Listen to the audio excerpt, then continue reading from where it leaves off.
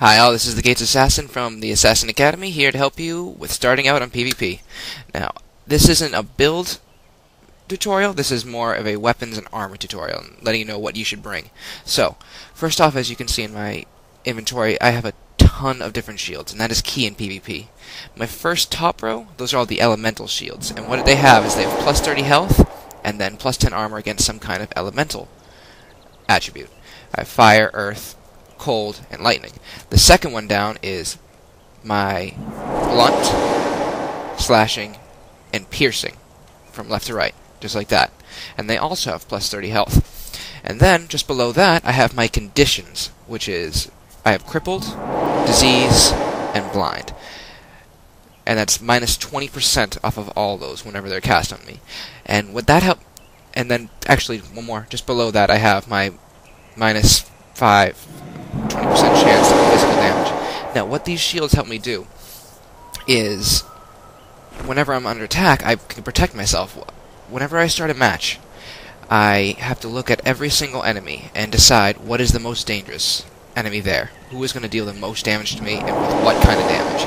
If I see an elementalist join in and he casts Air Attunement, I gotta put up my lightning shield right away, because that is what's going to be on me. Or I can put on my blind shield, and I can do what's called catching the blind.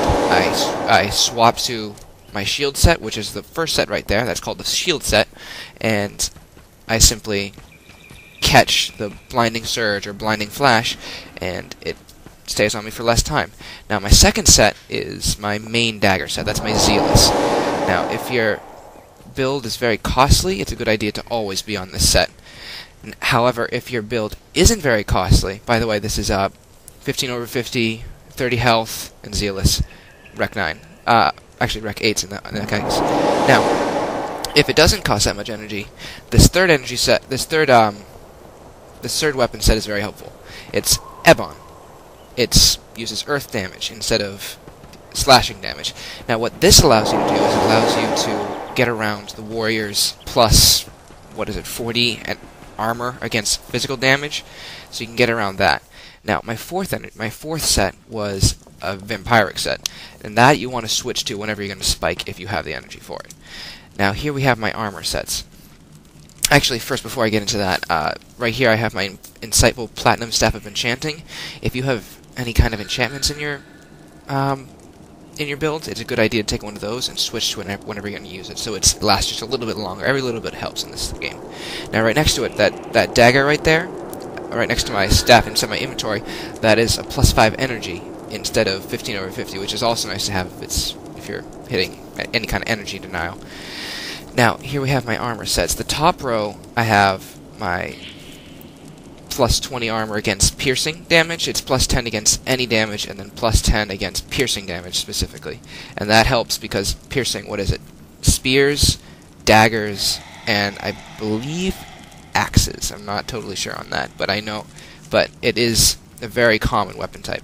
Now, the second one, that's my farming armor. Ignore that. The third one is my high energy one. So sometimes you want to take a little bit more energy, but you still want to make sure you have at least 580 health, at least. And right here, this rune right here is called Rune of Clarity. It reduces your blind and weakness by 20% each. So if you combine that with the shield that I'm hovering over right now, that will allow you to have minus 40% blind on you.